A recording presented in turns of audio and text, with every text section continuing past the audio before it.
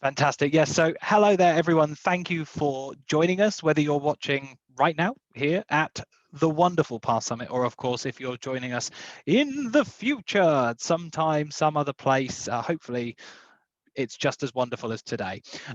Thank you for joining us for today. Today, we're going to be talking through SQL Monitor. Now, I have got 30 minutes of your time to do this. So what I'm going to do is I'm going to break that 30 minutes up into 3 chunks. We're going to talk for the first 10 minutes, I hope, about how we can be a bit more, shall we say, proactive with SQL Monitor, how we can really get into the depths of our servers, understand what's going on in there, and maybe how we can fix it, maybe even open up a couple of additional feedback loops with some of our teams. For the second 10 minutes, I'm going to talk to you about how we can react to issues, because of course, if anyone ever tells you that you can get to a point with SQL Server where you never need to react, well, of course, they've never worked with SQL Server, because you will. It has a wonderful way of doing its own thing. So we'll talk about how we can react in a more resilient, responsive way. And then finally, I'll talk you through, in the last 10 minutes, how we can also monitor and manage a wider estate as well. So let's get going. I've already talked for 2, so we've still got 8 minutes. And I'm going to start off actually with how we can react to SQL Server issues. Now, for those of you not already familiar with SQL Monitor, here it is in all of its glory. In fact, you can see a wonderful card-based dashboard there in front of you. Now, the card-based dashboard generally flip-flops between 3 different colors: green meaning healthy, yellow meaning warning, and red meaning critical. And each card on this dashboard represents a different instance of SQL Server. That could be on an on-premises box. It could, of course, be an infrastructure as a service virtual machine, or these cards can represent elastic pools as your RDS SQL servers. Of course, that RDS capability brand new in version 11, and of course there can be some Azure SQL databases in there as well. Now, of course, many people choose to have this up on a big screen, on a monitor, and they know when things are going wrong, because all of these cards are sorted into groups, and the moment one of these cards drops to a warning or critical state, it's right there at the top, priority number 1 for us to fix. Unless, of course, it's a test box, in which case it can probably wait. We can all admit. Now, fortunately, it's not just the colors of the cards that mean that they swap around. It's also the alerts that are raised on them as well, and that's where they get this color from. The colors on the cards derive from any alerts that are being raised on those instances. Now, out of the box, SQL Monitor comes with a whole host of different alerts, actually dozens and dozens of different alerts, broken down by what you need to keep an eye on. So in the first instance, you've got host machine alerts, your traditional associated with hardware metrics, your disk space, processor utilization, memory utilization, even through to SQL Server alerts, where you've got things like cluster failover, deadlocks, jobs failing, log backup overdue. Oh, I'm in full recovery model. I should really be taking those log backups. And then, of course, there's a whole bunch of additional metrics for Azure SQL Database, elastic pools, even all the way down to our availability groups as well. Now, like I said, these alerts are pretty nifty, and you do get lots of them out of the box. I'm going to jump into my personal favorite one here, the long-running query alert. And this is my personal favorite because we can actually configure it. We can move it around. We can do things with it that allow it to only let us know when something is actually wrong. And that's the biggest problem with alerts, of course, is that the moment we plug in a traditional monitoring system, it starts going, hey, hey, hey. And a lot of that is stuff we don't need to worry about. Now, fortunately, with the long-running query alert in particular, and there's a whole host of other alerts that we can customize either directly through the user interface or via SQL Monitor's configuration PowerShell API. And we can exclude certain queries from this with certain SQL process names, containing certain commands on certain databases, certain logins, matching certain regular expressions. And that means that we are only raising alerts for what we know is a problem. So that could be if we're running a maintenance job at some point in the morning, say 4 a.m., the last thing you want is an alert at 4 a.m. saying, oh, something's wrong. No, it's all fine. We know that that one's going to be filtered out because it's being run on this database, because it's being run with this login, etc. So we can filter it out. Now, I've touched there on a couple of things. One is getting a notification. What do we mean by getting a notification? Well, fortunately, SQL Monitor has a capability to send us alerts through a number of different channels. The first is, of course, emails. We can send an email to an individual, a distribution group, depending on who should know, right? You don't necessarily want to bother someone who doesn't care about the actual infrastructure and tell them that disk space is running out when actually they might just care about long running queries. Development managers, we care that queries might be long running, in which case we take that up with our team, but we don't care that an agent job's not running or we're running out of disk space. Now, we can also send Slack notifications, first class support for Slack. So if you're using that, we can hook right in there. SNMP notifications, if you've got something in-house like SCOM, Microsoft System Center Operations Manager. There's some wonderful materials on the Redgate hub. If you go to red-gate.com/hub, I believe, then there's actually a big community section on product learning where we have a wonderful article that was written by Anderson Rangel about actually integrating SQL Monitor with SCOM via SNMP notifications.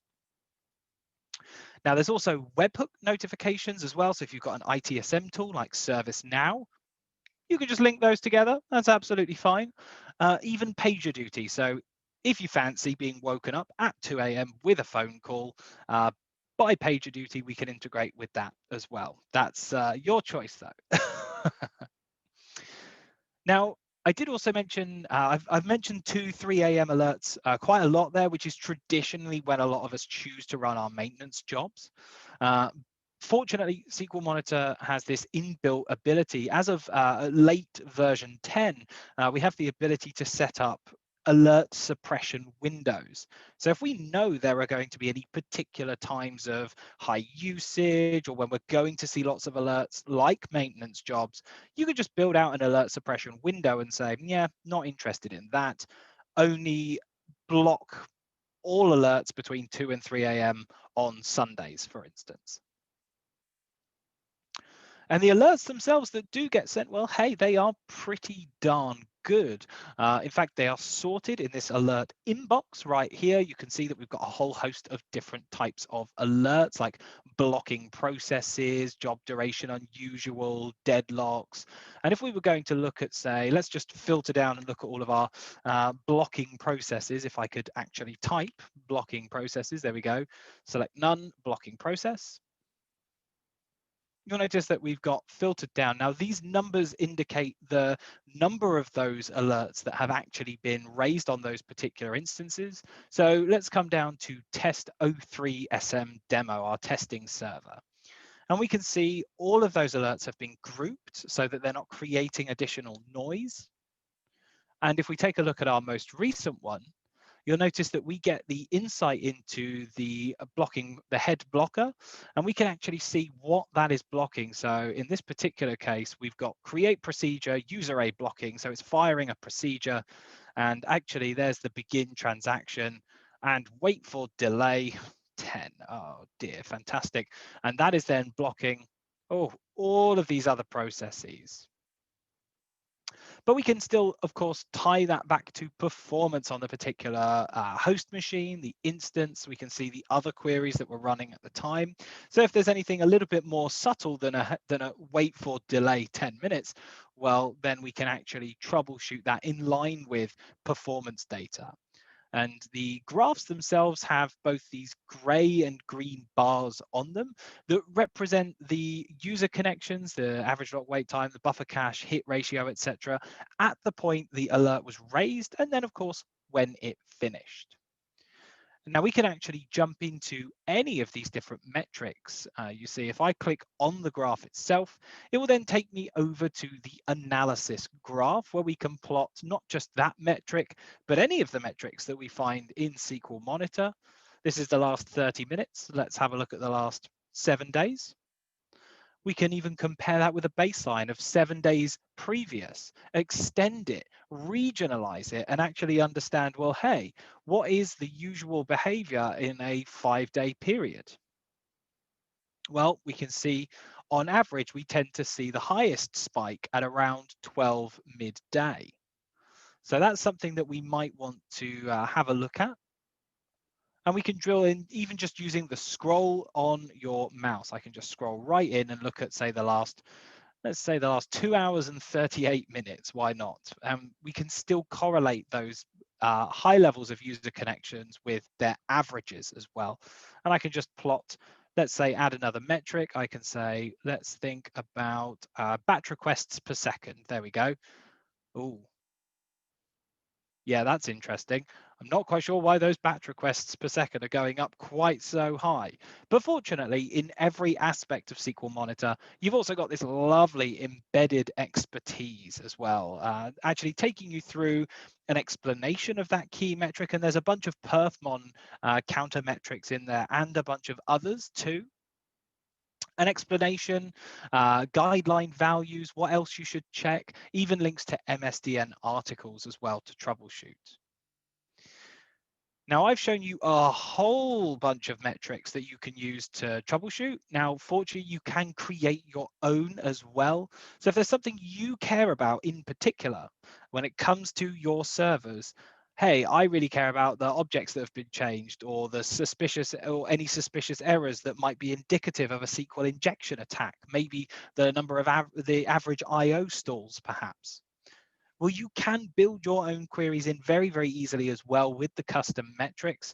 Unfortunately, Redgate actually has the SQL Monitor metrics.red-gate.com website where you can come and just grab your own metrics. That is absolutely fine, and basically build them into your own instance of SQL Monitor.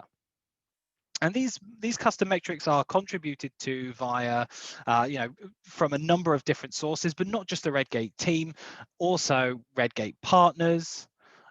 We've got the incredible Jeremiah Peshka right there as well, and a whole bunch of others. Unfortunately, it does say monitor team because some people also submit metrics and then they're uploaded by the monitor team. So yeah, can't always go by that. So you get everything you need to be reactive in the right way, but how do we go about being a bit more proactive? Well, I'll show you a little tip and trick. I love this little trick. Not a lot of people realize you can do this, but if you hover over one of the instances you know is in a cluster or that has availability groups, databases participating in availability groups, if you hover over that card and you come to the little trio of dots, the little ellipsis, and then you go navigate to, you can actually directly navigate to the health of your cluster or availability group directly from here. And I can say, show me the health of the SQL Server Central Forums DBAG. By clicking on that, I jump immediately over to the health of that availability group. I can see the nodes, whether they're synchronous, asynchronous.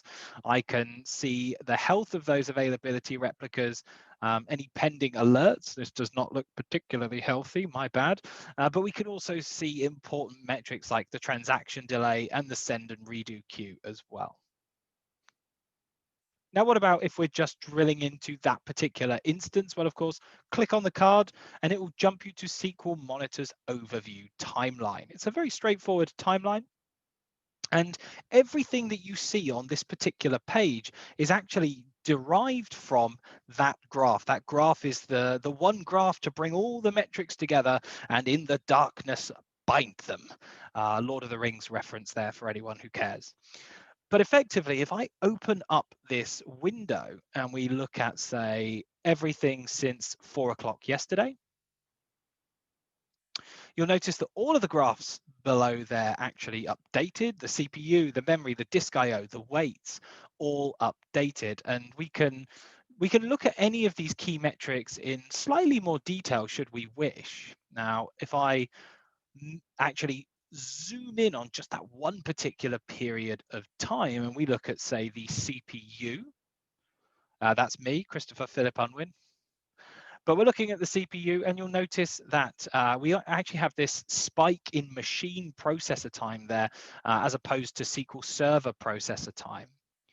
Now, we can understand a couple of things from this. The first thing that I would think of is, okay, something's happening on that machine that's not happening as part of SQL Server. So is this happening every day at this time? Easiest way to tell, much like our analysis graph, we can baseline that behavior, and we can see that yes, in fact, there is generally a spike like this at most times, or at this time, most days. Of course, using the handy navigation window over on the left, I can very quickly jump down to the processes that were running on that machine. I could have even gone to the SQL user processes. That probably would have been wiser. But you can see that we've got a whole bunch. We've got the update statistics running there. We've got DBCC table check, and we're actually running our SQL backup core service as well. So because we're running SQL backup, that might be where we're also seeing a bit of a spike in processor usage. So it's very quick and easy to get to the bottom of anything that hasn't raised an alert, but is still worthwhile investigating, being proactive. Now, you'll also notice that we have any alerts actually placed onto the graph itself. Here we can see the error log entry. This also has first-class integration with Redgate's SQL change automation deployment technology, meaning that if you deploy any SQL Server database changes with a Redgate capability, that will be plotted right here on the graph for you. But it doesn't stop there. There is a full API that you can make use of as well. That means that if you want to plot things on your graph to troubleshoot any problematic deployments, any problematic SSIS packages, etc., then you can actually invoke that API to plot a little icon on your graph as well. Now I'm just going to scroll down a bit and we'll have a quick look at the other metrics available on this page to, like I say, help you be a bit more proactive. Let's open up the window and get a bit more data. Now you'll notice that we have visibility over the top 10 queries and top 10 weights. Fortunately, we can drill through into any of these. We can see the whole query that was firing, the query plan itself. There we go. We can see the missing indexes that have been, we can see that we've actually estimated that missing indexes could improve cost by 96%. It's quite nice, a bit of a gain, 96%, wouldn't you say? But we can also see the associated weight type. There's our good friend, the CX packet weight. We've also got a full history for that query within the time frame as well. We can see everywhere the query plan has changed and what impact that had on the duration, and the executions per minute is represented there also. Now, this is quite nice, especially where, say, SQL Server's caching a bad plan, and we want to figure out, hey, maybe we should pick a different plan for plan forcing. Maybe you want to look straight into the weights, though. Maybe you're not really into getting straight there in the weeds with the queries. Well, fortunately, we can actually look more specifically at the weight types themselves over time. You can see we've got this MSQL XP, so waited for an extended stored procedure to finish. And of course, there's that embedded expertise as well. So we can actually drill down a bit more into exactly what weight types are being experienced, what queries are associated with them.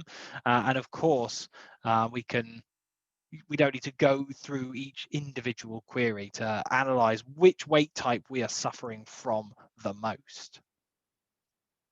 As we scroll down, we get more metrics, SQL Server metrics. We get permissions, a really nice run at permissions as well. It helps us clear up any permissions no longer required.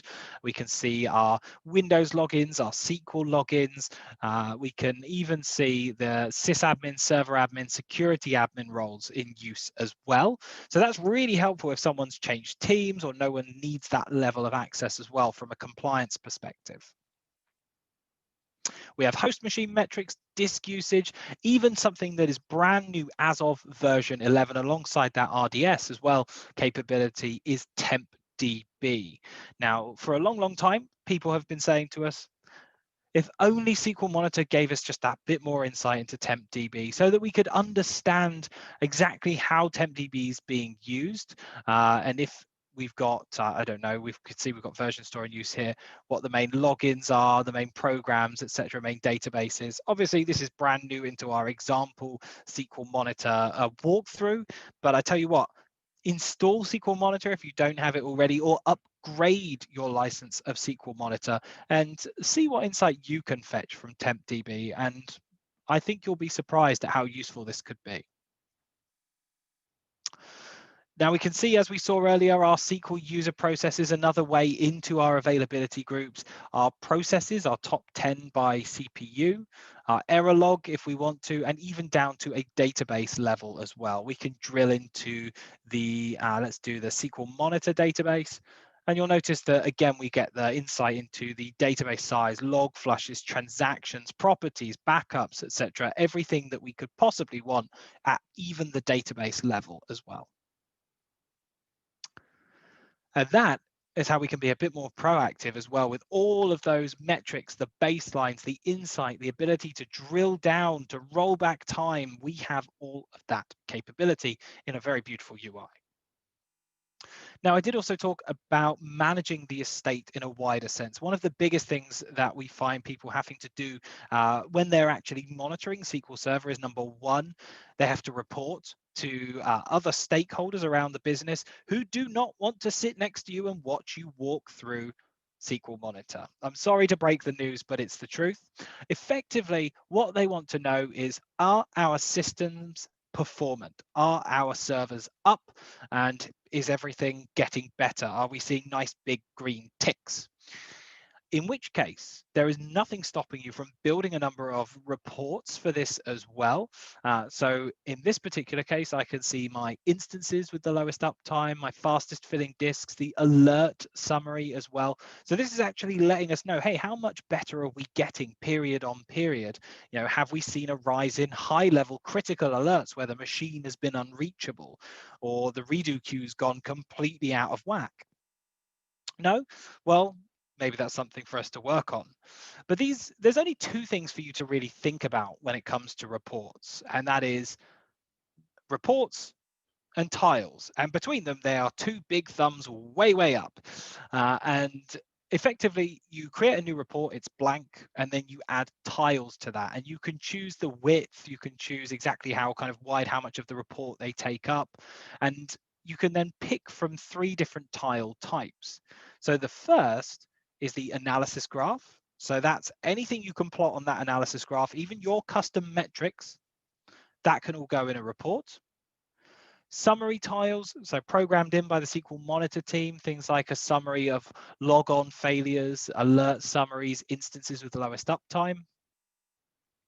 And we can also include alert tiles as well. So we could see the top 20, let's go with high alerts that we're experiencing across our servers at any point. And that is machine unreachable and a database unreachable as well. So this is really nice because not only can we pull these down as PDFs, we can email them out on a regular cadence as well. So that could go out to senior management, and also you, for your own checks, could just have an email every morning with the most recent 24-hour statistics in a report. That's a really nice feature. Finally, and just into the last few minutes of SQL Monitor there, you'll notice that the estate tab, my particular favorite place in all of SQL Monitor, and it's beautiful, not to mention. But it effectively gives us that insight into something that's not traditionally, hey, reacting to a problem, or not traditionally, oh, I'm being a bit more proactive. There's quite a lot of CPU pressure on this particular machine, etc., etc. No, what we can actually see here is the installed versions, disk usage, backups, agent jobs, and even SQL Server licensing as well. Why, you ask? Well, this benefits us because not only can we see what versions that we have installed, we can also see what their status is, the version number, the latest available update. If there is a cumulative update available from Microsoft, then we can go ahead and jump immediately to that documentation. It won't download and install it onto your server. Don't worry, that is not going to happen. We can also see the disk usage. So this is great for capacity planning. So really, really good if you're trying to figure out, hey, when are my disks going to fill up? And we can even click into these disks individually. So not only can we see them, hey, for this server, this disk, this is the space used. This is when we're projecting it will fill up.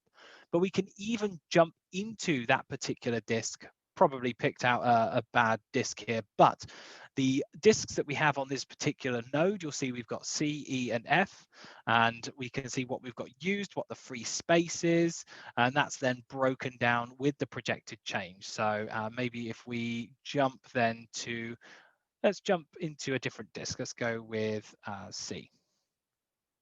As I do believe we've probably got some metrics on here. No, okay, never mind. I don't know who's in charge of our databases on this particular node. Anyway, so I'm going to go ahead and jump over to the agent jobs tab, because the backups and the agent jobs are kind of similar in that sense, in that effectively they show us a full history of everything. To be fair, you'll notice that we've got a summary of the executions of the agent job. Any failed jobs appear at the top, of course, the successful jobs down here as well. We've got our production group and all of the agent jobs that have been firing, the duration of those as well. We can see that at 6:30 a.m. there was a bit of an unusual transaction log backup running as part of the agent. Now, of course, I can then come down to this particular instance, click on the little icon in the side, and that will jump me straight over to that particular instance at that point in time. So I can see exactly what is going on, what might have affected that agent job run. And as we can see, well, yeah, that's when that problematic, that little area of unrest came in. Finally, as well, just want to show you the SQL Server Licensing page. So the SQL Server Licensing page is also pretty brand spanking new actually at that, and it's effectively showing us the servers and cores that are running SQL Server, what version, what edition. And if we scroll down, we can actually see a breakdown of all of the licenses we require to continue running our estate, and of course what our licensing requirements are therein from Microsoft. So we're actually being able to be compliant with our SQL Server licensing through SQL Monitor as well. Now, the final thing I'll mention is that, yes, of course, SQL Monitor gathers quite a lot of information. And you may be thinking, Chris, how much stuff does this gather? How much data is this storing? Well, fortunately, we have improved data settings that mean you can actually choose exactly how long data is retained for. And not only that, but you can also enable data compression on disk for SQL Monitor too. So this allows us to save a huge amount of space, in some cases upwards of 60, 70% even. There is tons of saving to be gained from storing that data. And that means that you don't have to worry about it, or you can purge it as frequently as you like, in which case SQL Monitor will tell you how much space you have remaining. Now that is SQL Monitor in 30 minutes. In fact, in 29 minutes, we've managed to do it. A bit more proactivity for managing your servers, being reactive, but in the right way, and persisting alerts into other areas of your estate. And of course, finally, managing the estate wide from the backups and agent jobs, even through to what installed versions you have. Now, naturally, if you have any questions, do please feel free to ask them. One has come through. For those of us who do not use PagerDuty, is there an option to send notifications to the phone? So I'm going to answer this one live. Thank you for that question. And effectively, You can, in the sense that if you send an email, for instance, you'll get that as an alert. There's no specific like phone integration for SQL Monitor, but again, through SNMPs and webhook notifications, there's nothing stopping you from using that with a third party who perhaps provides some kind of telephone-based alerting service. Damu, is there any monitoring for analysis services? Not specifically within SQL Monitor at this point. No, it is more specific to the SQL Server instances themselves. And again, if you have any, my pleasure. If you have any questions at all, please do feel free to get in touch. Obviously, Redgate is always here, always happy to help. Nothing would make us happier than to help. So please do feel free to reach out. And also, if you're getting up and running with SQL Monitor, do please feel free to check out Redgate University on the Redgate Hub, where you'll find a number of my very, very esteemed, very knowledgeable colleagues walking you through the technology and showing you exactly what can be achieved with SQL Monitor. For now, though, it's a massive thank you from me. Thank you for your time. Have a wonderful rest of Pass. And of course, let us know if you need anything at all from the Redgate side. For now, thank you very much.